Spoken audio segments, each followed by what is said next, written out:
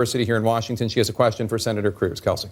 Senator Cruz, I come from a middle-class family, and I worked hard in high school to get into a competitive college. But even after academic scholarships, my parents and I are still struggling to afford my education, and that's without indirect costs. So it's hard then for families like mine to see the benefits of cutting corporate tax rates and reattempting trickle-down economics when that hasn't been a long-term solution for the middle class in the past. How would you justify cutting the corporate tax rate by 15%, but only barely making a dent in the tax rate for middle-class Americans? Kelsey, thank you for your question, and congratulations on your studies. Look, I understand the frustration, and you know what? There are a lot of young people who feel frustrated. You've probably got student loans. I know when I was in college, I had about $100,000 in student loans, and wasn't sure how to pay for them because my parents had declared bankruptcy when I was in high school. So I understand that's hard. You asked why cut the corporate taxes for a young person. I'll give you the single best reason. Because when you graduate, you want a job.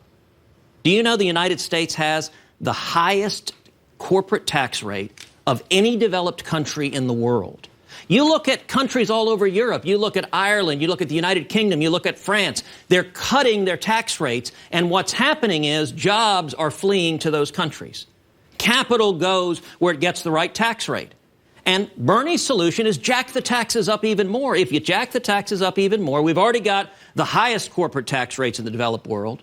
You'll see even more companies leaving, even more jobs leaving. And the frustration young people feel is you're coming out of school and you don't have opportunity. You know, Bernie talked a minute ago about the gap between rich and poor. He's right. It's growing.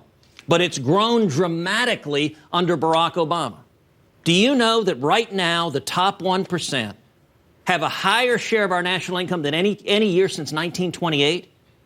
If you look at an article called The Greatest Wealth Transfer in History by Justin Gardner, New York Post editor, called the period between 2008 and 2015 the Great Fleecing.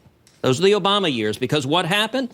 What happened is $4.5 trillion in wealth was accumulated in Wall Street, and that was with high Obama taxes, high Obama regulation, all the cronyism and favoritism of Washington. And the people that got hurt, the gap between rich and poor, widened more under Obama than under any other president. What I want to see is young people coming out with opportunity, and the way you have opportunity is to have 2, 3, 4, 5 job offers. When you cut taxes on small businesses and job creators, the result is everyone benefits because you have more opportunity, better jobs, and higher wages. Senator Sanders? Well, for a start,